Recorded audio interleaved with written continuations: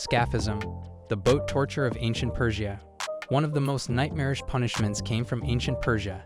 Scaphism, also known as the boats, was designed to be slow, humiliating, and agonizing. The victim was placed between two hollowed-out boats or secured in a hollowed log, with only their head, hands, and feet sticking out. They were force-fed milk and honey until they suffered severe diarrhea. Then, their exposed body parts were coated in honey and left in stagnant water or swamps. Insects would swarm, biting and burrowing into the flesh, while the victim slowly starved, dehydrated, and rotted alive. Historical accounts suggest it could take days or even weeks for death to come. It wasn't just painful, it was designed to terrify anyone who thought of defying authority. The brazen bull of ancient Greece. The brazen bull was a terrifying invention from ancient Greece, attributed to Perillos of Athens. It was a hollow bronze statue shaped like a bull, large enough to fit a person inside. The condemned would be locked inside, and a fire would be lit beneath the bull. As the metal heated, the person inside would slowly roast to death. But here's the most disturbing detail. The bull's design included an acoustic system that transformed the screams into sounds resembling a bull's roar.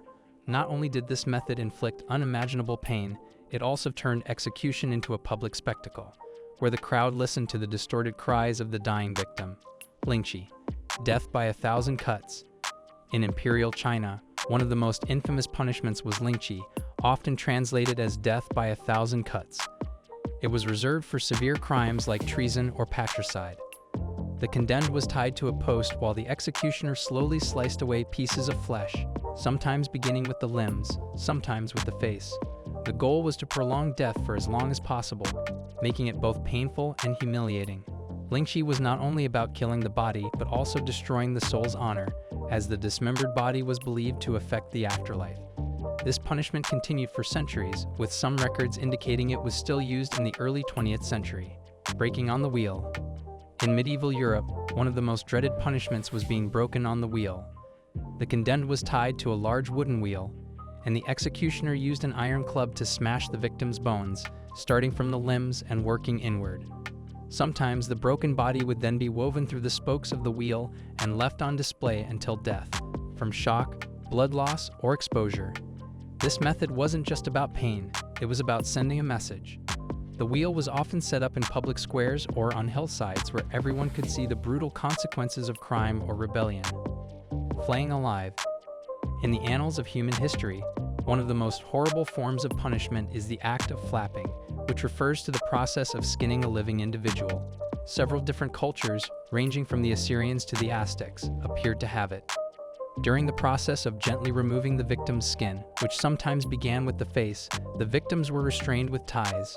Whether it was due to shock, blood loss, or illness, death came about gradually.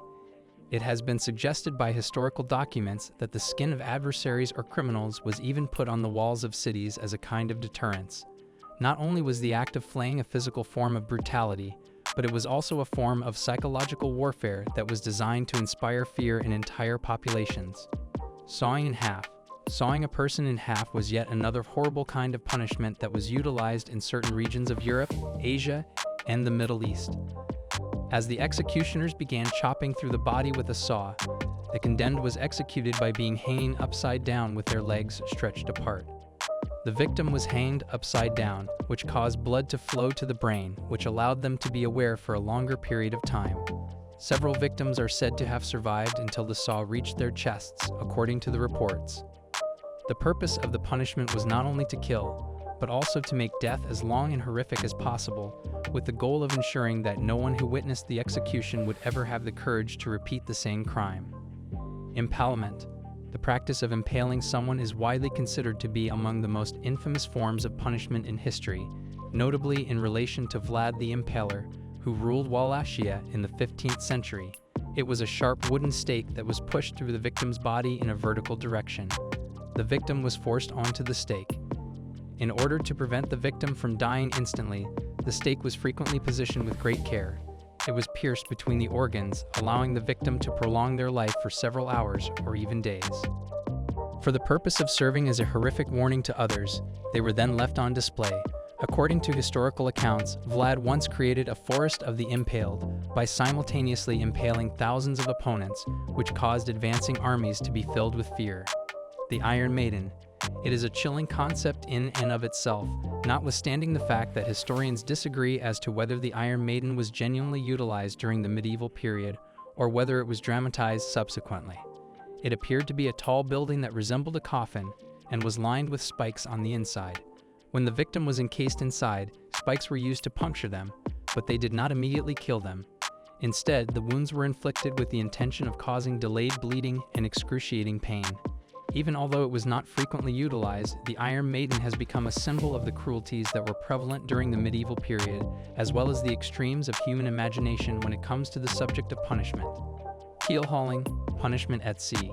When they were out at sea, sailors were subjected to terrible punishments of their own.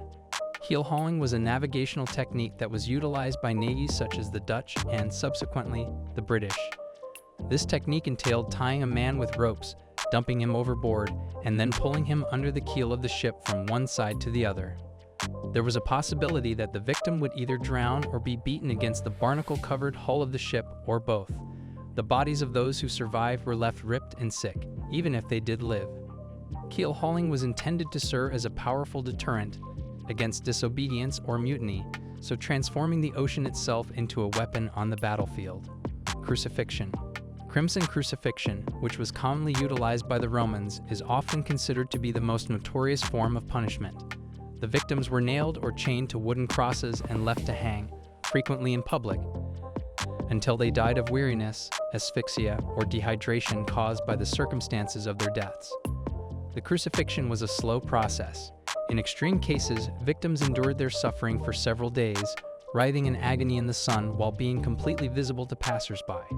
A statement that the condemned was completely helpless was made by the act of execution, which was also a kind of humiliation. The crucifixion of Jesus Christ is the most well-known example of this type of execution. Nonetheless, thousands of other people were executed in this manner during the time of the Roman Empire, making it one of the most dreaded forms of traditional punishment. Looking back at these punishments, it's hard not to shudder. From scaphism and lynching to crucifixion and the wheel, human history is filled with methods of punishment that prioritize pain, humiliation, and public spectacle. While these practices seem unthinkable today, they remind us of the darker side of history, how power, fear, and cruelty often shape justice. They also highlight how far humanity has come in rejecting such brutality. The next time you're annoyed by a small inconvenience, remember, there was a time when people lived in constant fear of punishments that make even the toughest stomachs turn, and that's a reminder worth holding on to.